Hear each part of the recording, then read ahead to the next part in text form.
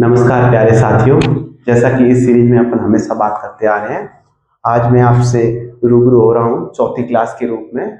इस क्लास के तहत अपन ये जानेंगे कि इससे पहले अपन ने क्या क्या पढ़ लिया है इसके बारे में। मैंने यहाँ पे आपके 3 से 4 लाइनों के अंदर वो सारा डाटा लिख दिया है जो कि अपन ने इतनी क्लासों में पढ़ा है, और अभी मैं इसका सारा रिविजन करवाऊंगा मात्र 2 मिनट के अंदर। ठीक है, आपको अच्छे से सुनना है, और इसके अलावा बीच बीच में किससे संबंधित कोई क्वेश्चन करूंगा वो आपको कमेंट बॉक्स में बताना है। ठीक है, अच्छे से आप कमेंट करोगे तो मुझे इस चीज पे रहेगा कि आप बिल्कुल एकदम रेगुलरली मेरी क्लासों के साथ जुड़े हुए हो। ठीक है, सबसे पहले मैंने आपको बताया था कि मैं राजस्थान का इतिहास से संबंधित और संस्कृति से संबंधित आपकी क्लासें लेने वाला हूँ। इससे संबंधित मैंने राजस्थान का इतिहास करवाया, उससे पहले मैंने राजस्थान का सामान्य परिचय आपको करवाने की कोशिश किया कि राजस्थान नाम कैसे आया, फिर राजस्थान कैसे अस्तित्व में आया। तो इसके लिए मैंने एक डेट बताया था 1949। तो 1949 से पहले राजस्थान नाम का कोई देश राज्य नहीं था। तो फिर ये कैसे आया? तो अगर पुराने कुछ देखें तो साक्ष्यों के आधार पे ऐसा पता चलता है सन 1800 ईस्वी में जॉर्ज थॉमस, जो कि आयरलैंड से आए थे, और उन्होंने बताया था इस पूरे क्षेत्र के लिए राजपूताना शब्द से। इसके बाद में कर्नल जेम्स टोड 1829 में उन्होंने बताया कि ये एक राजस्थान के रूप में है या राजस्थान के रूप में है। ठीक है, इसके साथ ही मैंने आपको ये भी बताया था कि एकीकरण के चरणों में, जैसे भारत में एकीकरण 565 रियासतों का हुआ था, उसी के चरणों के साथ ही राजस्थान में भी सरदार वल्लभ भाई पटेल और वीपी मेनन दोनों के अथक प्रयासों से राजस्थान का 7 चरणों में एकीकरण समाप्त पूरा हुआ, और इसी के तहत वर्तमान राजस्थान आपके अभी जो देख रहे हैं एक भौगोलिक सीमा के रूप में वो राजस्थान आया। ये सामान्य परिचय देखा था। इसके साथ ही मैंने आपका 2 नंबर हेडिंग के रूप में बताया है कि राजस्थान को क्षेत्रों के प्राचीन नाम, मतलब मध्यकाल में राजस्थान, क्योंकि एक राजस्थान वैसे था कि भौगोलिक सीमा के रूप में नहीं था, तो इसके अलग अलग क्षेत्रों के नाम अलग अलग रखे गए थे। ठीक है, और वो उन क्षेत्रों के नाम से ही जाने जाते थे, जैसे सुरसैन प्रदेश, ठीक है, जो कि आप मान सकते हो अलवर क्षेत्र का जो पास का क्षेत्र है वो, और इसके अलावा जो मेरठ के सटा हुआ क्षेत्र है वो मान सकते हो। फिर इसके साथ भी मैंने बोला था शेखावाटी क्षेत्र, चूरू सीकर झुंझुनू, फिर हाड़ौती क्षेत्र, कोटा बूंदी, ठीक है, तो मत्स्य प्रदेश, इसके बाद में अलवर भरतपुर जयपुर से संबंधित, फिर आपके ऊपरमान भैंसरागढ़ से बिजुलिया तक का क्षेत्र, गिरवा, तस्त्री नुमा उदयपुर की पहाड़ियां। तो ऐसा सब कुछ अपने एक प्राचीन नामों के तहत देखा था। और इसके बाद मैंने आपको इतिहास का परिचय करवाया, इति धन हास, ठीक है, अतीत की घटनाओं का क्रमबद्ध और व्यवस्थित अध्ययन ही इतिहास कहलाता है। इतिहास का परिचय करवाने के बाद मैंने इतिहास का काल विभाजन आपको बताया, जैसे कि प्राक युग, आद्य युग और नवयुग। तो प्राक युग के तहत मैंने बताया था इसके लिखित साक्ष्य नहीं थे, तो सृष्टि के आरंभ से लगा के हड़प्पा सभ्यता के पूर्व तक इस प्राक युग को माना जाएगा। फिर दूसरा है आद्य युग, हड़प्पा सभ्यता से शुरू करो और 600 ईस्वी के मध्य का काल है, इसको कहा जाता है। इसमें लिखित साक्ष्य जरूर उपलब्ध थे, लेकिन इसको पढ़ा नहीं जा सकता, मतलब इसके लिपि का ज्ञात नहीं हो पाया। इसके बाद में नवपाषाण काल, इस सॉरी नव नव ऐतिहासिक काल के रूप में, नव नव नव नव के रूप में, ठीक है, इसको अपन कह सकते हैं एक, किस प्रकार से कहेंगे बताइए, इसको अपन कह सकते हैं कि 600 ईसा पूर्व से वर्तमान तक का काल। यहाँ आप अगर इसके लिए ऐतिहासिक शब्द कहें तो बड़ा अच्छा रहेगा, ठीक है, ऐतिहासिक, ठीक है, मतलब आद्य युग, प्राक युग, इसके बाद आद्य युग और ऐतिहासिक युग। तो ये आपका 600 ईस्वी से वर्तमान तक का काल इसमें लिया जाएगा। इसके साथ ही मैंने आपको बताना चाहा कि प्राक युग को आगे 3 भागों में डिवाइडेड किया गया है, पूरा पाषाण काल, मध्य पाषाण काल और नव या फिर उत्तर पाषाण काल। तो प्राक युग के तहत मैंने आपको बताया था कि सॉरी पूरा पाषाण के काल मैंने बताया था 1870 ईस्वी में सीए हैकेट नाम के एक इतिहासवेता थे, उन्होंने जयपुर और इंद्रगढ़ के मध्य एक हैंडेक्स का खोज निकाला, और वहीं से सामान्यतः माना जाता है। इसके बाद में मध्य पाषाण काल, जो कि आपके लूणी नदी और उसकी सहायक नदियों का क्षेत्र था। फिर था उत्तर पाषाण काल कह दो या नव पाषाण काल कह दो, जो कि राजस्थान के उत्तरी जिले थे अजमेर नागौर, इनसे लिया जाता है। फिर मैंने आपको बताया था धातु काल।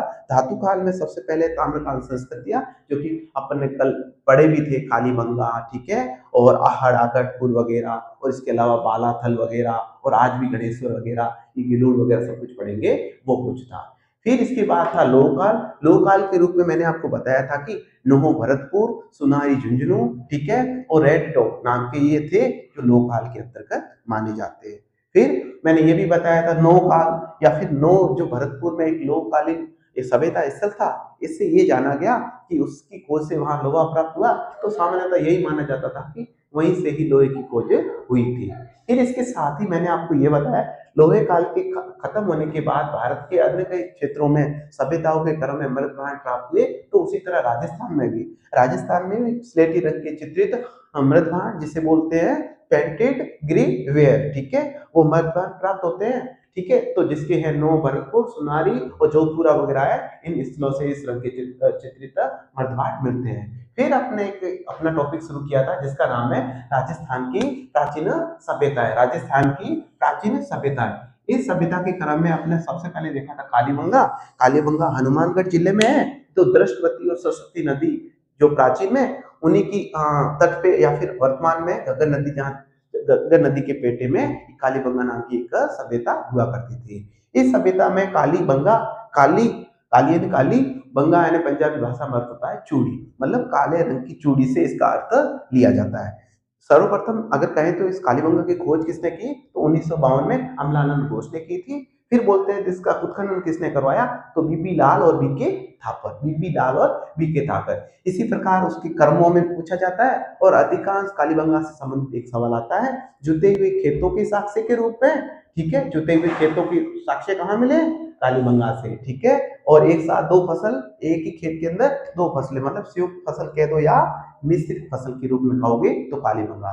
फिर 6 छेद वाली एक बालक की एक कंकाल रूपा एक खोपड़ी मिलती है, जिससे शल्य चिकित्सा या मस्तिष्क शोथ से संबंधित कोई गंभीर इलाज का कुछ प्रमाण मिलता है, ऐसा कुछ। और इसके अलावा बहुत से बर्तन वगैरह, ठीक है, मृतभांड वगैरह प्राप्त हुए, जिसके बारे में अपन कल अच्छे से देखा था। इसके बाद में जो दूसरी सभ्यता थी, जिसके रूप में अपने बोला था आहड़, ठीक है, आहड़, जिसका दूसरा नाम आगाटपुर, और जिसका तीसरा नाम ताम्रवती नगरी, ठीक है, जिसका चौथा नाम धूलकोट। मतलब एक धूल, जब वो पुराने टाइप थी तो बहुत व्यवस्थित थी, लेकिन जब आपदाओं के काल में या विनाश के काल में क्रम में, तब उसके ऊपर एक टीले आ गए, तो माना जाता था कि एक रेत का टीले के रूप में, इसलिए उसे धूलकोट कहा जाता था, ठीक है। आयड़ या आहड़ नदी के तट पे थी, ठीक है। तो ऐसा सब कुछ मैंने आपको आहड़ के बारे में बताया, और इसके साथ ही ये भी बताया था कि वो किस किस प्रकार के मकान वगैरह यूज करते थे, तो ये सब कुछ। अब सभ्यताओं के काल में, ठीक है, एक और सभ्यता लेके आए हैं जिसका नाम है गिलोंड सभ्यता, ठीक है। ये राजस्थान के राजसमंद जिले से संबंधित है, ठीक है, और बनास नदी के तट पर स्थित है, बनास नदी के तट पर स्थित है। इस सभ्यता को जब खोजा गया, तो ये आड़ सभ्यता के आसपास मिली, मतलब दो टीले थे, एक टीले के रूप में आप मानो तो आड़ था, तो दूसरे टीले के नीचे जो था, इसीलिए इस सभ्यता को आड़ से जुड़ी सभ्यता के रूप में माना जाता है, ठीक है। और इस संस्कृति को जिस नदी के तटे पे या पेंदे पे मिली, इसीलिए इस संस्कृति को बनास संस्कृति के नाम से भी पुकारा जाता है, ठीक है। आ रहा आपको समझ में अच्छे से? मेरे हिसाब से आपको सारी चीजें अच्छे से समझ में आ रही है, ठीक है, आप सारे नोट कर पा रहे हो, ठीक है। अगर आपको नोट वोट करना है तो मैं 1 मिनट के लिए हट जाता हूँ, आप इसका ले सकते हो अच्छे से स्क्रीनशॉट, ठीक है। डन है, चलो आगे बढ़ते हैं। तो इस प्रकार से अपन ने देखा, इसको बनास संस्कृति के नाम से जाना जाता है। इसके बाद पूछा जाता है, अगर किसी ने खोज की है तो वह तो उत्खनन। अब उत्खनन का मतलब होता है काम तो मजदूर लोग करेंगे, लेकिन इनकी रहेगा निर्देशन में, ये रहेंगे और सब कुछ इनके निर्देशन के अनुसार काम होगा। तो इसका दो प्रकार से उत्खनन माना जाता है। 1957 और 58 के तहत हुए बीबी लाल, ठीक है, कौन थे, कालीबंगा सभ्यता से संबंधित जिन्होंने उत्खनन कराया था, बीबी लाल और बीके थापर, वही, ठीक है। इसके पश्चात 1998 और 2003 में ऊना के डॉक्टर वीएस शिंदे, और इसके साथ में पेंसिल्वेनिया विश्वविद्यालय, मतलब अमेरिका के एक प्रोफेसर थे जिनका नाम था ग्रेगरी पोसल, इन दोनों ने मिलकर एक बार फिर से पुनः इस गिलोंड सभ्यता का वापस उत्खनन करवाया। इसी के साथ ही अगर आप देखना चाहो तो ये संस्कृतियां जैसा आप पढ़ने के क्रम में देख पा रहे हो, कालीबंगा, ठीक है, आहड़, गेलूं, गणेश्वर, इसमें तांबे की मात्रा बहुत ज्यादा थी, इसलिए इनको ताम्रकालीन अवशेषों के रूप में जाना जाता है। मतलब उत्खनन से ऐसे कुछ पात्र मिले, ऐसे कुछ उपकरण मिले जिससे कि ये ऐसा लगा ये ताम्रकालीन संस्कृतियों के रूप में है। और जब उनकी खोज की गई तो ये माना गया लगभग 1900 से 1700 ईसा पूर्व की ये सभ्यता रही होगी, ठीक है। तो उत्खनन से ऐसा कुछ समय ज्ञात किया। अब जब देखा गया तो उत्खनन के क्षेत्र में वहां पर खोज के तहत ऐसा पता चला कि वहां 5 प्रकार के मृदभांड के रूप में बर्तन मिले। कैसे? एक तो सादे रंग के बिना कोई कलर के, फिर काले रंग के, फिर पॉलिशदार, ठीक है, अलग अलग प्रकार के पोले से, फिर भूरे रंग के, फिर लाल और काले, इसी प्रकार की ये चित्रित मृदभांड प्राप्त हुए। कल मैंने बताया था मृदभांड मतलब जैसे मटका होता है उसके ऊपर जो अलग अलग कलर से जो चित्रकारी की जाती है उसे ही मृदभांड के रूप में जाना जाता है। मतलब गिलूर सभ्यता भी अच्छी खासी विकसित अवस्था में थी, इसीलिए 5 कलर के बर्तनों के रूप में, 5 प्रकार के बर्तनों के रूप में चित्रित मृदभांड में जानी जाती है। फिर तो इसी प्रकार ये अपन देख रहे थे आगे, तो ये अपन की हो जाती है गिलूर सभ्यता पूरी। इसके बाद अपन शुरू कर रहे हैं गणेश्वर सभ्यता। तो गणेश्वर सभ्यता नीम का थाना सीकर यहाँ स्थित है और ये कांतली नदी के तट पर स्थित है। इसे भी ताम्रकालीन संस्कृतियों के क्रम में इसे भी ताम्रकालीन संस्कृति कहा जाता है और इसका उत्खनन है आर.सी. अग्रवाल के निर्देशन में होता है। और इसके बाद में मैं आपको ये बताना चाहूंगा उत्खनन से तांबे के आयुध और उपकरण मिले हैं, ठीक है, तांबे से निर्मित। फिर तो जो उपकरण मिले हैं उन्हीं के आधार पर इस गणेश्वर सभ्यता के मिलने वाले तांबे का 99% शुद्धता के प्रमाण मिलते हैं। मतलब अभी तक जो अपन ने पढ़ी है ताम्रकालीन संस्कृतियां उससे संबंधित कुछ ऐसा कुछ भी नहीं मिला। इसके बाद गणेश्वर सभ्यता में एक मिट्टी के बर्तन मैंने जो मिले थे उनको यहाँ पर कृष्णपर्णी वर्ण पात्र कहा गया, ठीक है। ये very very very very important सवाल रहेगा आपके लिए, ठीक है। ये अपने लिए बहुत ही ज्यादा इंपॉर्टेंट रहेगा कि कौन सी सभ्यता के तहत जो कृष्णपर्णी वर्ण पात्र मिले हैं, तो आप बताओगे गणेश्वर सभ्यता के रूप में। फिर भारत की ताम्र सभ्यताओं की जननी इसीलिए कहा जाता है क्योंकि यहाँ तांबे के 99% शुद्धता पाई गई, ठीक है। फिर भारत की ताम्रकालीन संस्कृति की जननी कौन? गणेश्वर सभ्यता, ठीक है। फिर इसके बाद में यहाँ पर जो तांबा इतनी मात्रा में प्राप्त होता था, मतलब बनता था, उस हिसाब से उसे हड़प्पा और मोहनजोदड़ो को भी व्यापार के रूप में बेचा जाता था या फिर भेजा जाता था। फिर इसी दौरान ये सारे के सारे आप देख लोगे अच्छे से, ये सारे फैक्टर बड़े अच्छे हैं। फिर है भागोर सभ्यता। तो भागोर सभ्यता जो कि भीलवाड़ा जिले में स्थित था, कोठारी नदी के तट पे स्थित है और इसका जो उत्खनन करवाया डॉक्टर वी.एस. मिश्र ने 1967 से 1970 3 सालों के अंदर उन्होंने ये उत्खनन करवाया। फिर उत्खनन से दौरान प्रागैतिहासिक काल के अवशेष प्राप्त हुए। कैसे? मैंने आपको इतिहास का 3 भागों में वर्गीकरण बताया ना, तो इसे कहते हैं प्रागैतिहासिक, आद्यैतिहासिक और ऐतिहासिक। तो इस काल के जो भागोर सभ्यता के जो अवशेष मिले हैं वो प्रागैतिहासिक काल से संबंधित मिले हैं। फिर बड़ी संख्या में लघु पाषाण उपकरण मिले हैं और निवास के आखेट होता है शिकार करने का मतलब भागोर सभ्यता के लोग शिकार पे बहुत ज्यादा अपना ध्यान रखते थे, तो शिकार के प्रमाणित करते हैं। और इसके बाद में छेद वाली सुई, जो आजकल आप घरों में या फिर ये सुई प्रयोग करते हो, तो उसी प्रकार की छेद वाली सुई। फिर कृषि और पशुपालन के प्राचीनतम अवशेष, ठीक है, कृषि और पशुपालन के प्राचीनतम अवशेष है वो भी भागोर सभ्यता के अंतर्गत मिलते हैं। तो मेरा कहने का मतलब है जो वेरी वेरी इंपॉर्टेंट है वो आपको बताए। इसके बाद में कुछ है अन्य महत्वपूर्ण सभ्यताएं, जैसे भीनमाल में है, भीनमाल है जो जालोर जिले में एक सभ्यता है, इसका उत्खनन आर.सी. अग्रवाल ने करवाया और भीनमाल का प्राचीन नाम उन्हीं उत्खनन क्षेत्रों से मिला है श्रीमाल, ठीक है। फिर इसका वेरी वेरी इंपॉर्टेंट है रोमन एम्फोरा या यूनानी सुराही। आपने पुराने टाइम देखा होगा सुराही एक पानी का पात्र हुआ करता था जो कि रोमन एम्फोरा से संबंधित पात्र और यूनानी दोनों के दोनों हैं, भीनमाल की संस्कृति से मिले हैं, ठीक है, भीनमाल की संस्कृति से मिले हैं। फिर इसके बाद में ईसवाल संस्कृति है जो कि उदयपुर में, कौन से जिले में? उदयपुर जिले में। ये लौह उद्योग की साक्ष्य के रूप में जानी जाती है और ये भी very very very very important एक सवाल बन जाता है। फिर अपन की जो तीसरी सभ्यता अन्य महत्वपूर्ण के रूप में है वो है बेरार सभ्यता, जो कि है जयपुर में, जयपुर जिले में स्थित है।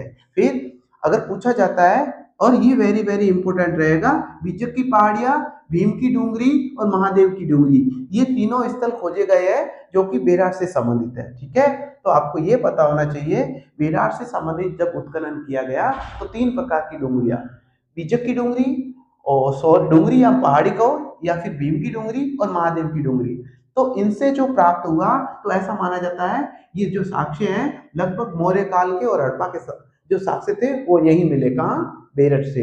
फिर यहाँ के उत्खनन से गोल मंदिर मिले हैं और अशोक के स्तंभ मिले, अशोक के स्तंभ, अशोक बिल्कुल बड़ा अच्छा शासक माना जाता था इतिहास में, उसी के साक्ष्य। ठीक है, तो इस प्रकार से ये बेरार सभ्यता, और इसके बाद में ये अशोक का जो भाब्रू अभिलेख है, कैसा अभिलेख, भाब्रू अभिलेख, मतलब ये जो सभ्यता है बौद्ध बौद्ध अनुयायी के रूप में या बौद्ध धर्म से संबंधित सब जो सारे उत्खनन के क्षेत्र इसमें मिलते हैं।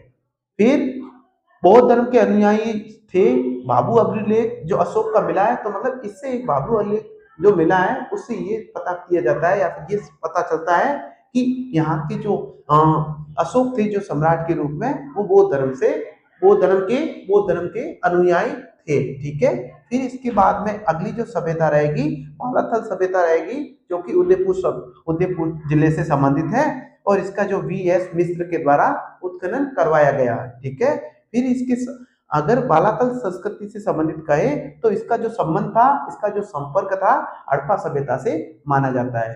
फिर सभ्यता के क्रम में ये सिर्फ पूछे जाते हैं कौन कौन से जिलों के अंतर्गत है। ठीक है, इसलिए मैंने इसका अन्य महत्वपूर्ण के रूप में और इसका कोई ज्यादा सार नहीं दिया है। तो रंगमहल हनुमानगढ़, ओजियाना भीलवाड़ा, नगरी चित्तौड़गढ़, बरूर गंगानगर, तिलवाड़ा बाड़मेर आपका, फिर इसके बाद नगर टोंक। तो इसी प्रकार से ये सारी संस्कृतियों की क्रम में या राजस्थान की सभ्यता की प्राचीन सभ्यताएं थी उनकी क्रम में ये सारी सभ्यताएं पूरी हो जाती है, जो अगली क्लास में अपन लाएंगे। इससे संबंधित पूरा एक बार 2 मिनट 5 मिनट के अंदर रिवीजन करेंगे। ये रिवीजन करने के बाद कुछ राजस्थान के जनपद के रूप में है थोड़ा सा, ठीक है, वो मैटर देखेंगे, वो लगभग आधी क्लास के अंदर हो जाएगा। और कल आधी क्लास के साथ ही अपन इतिहास का परिचय और राजस्थान इतिहास में कौन कौन से वंश वगैरह है या फिर उनके जो प्रारंभिक सिद्धांत है उनके बारे में अच्छे से अपन जानकारी प्राप्त करेंगे। मेरे हिसाब से जो मैंने आपको इसमें जो जानकारियां दी है वो काफी महत्वपूर्ण रही होगी। इससे संबंधित आपको कोई भी अगर परेशानी हुई है या फिर कोई भी ऐसा कुछ है जो आपको समझ में नहीं आया तो आप कमेंट में छोड़ सकते हैं। आज के लिए इतना ही, फिर मिलते हैं अगली क्लास के अंदर। Thank you.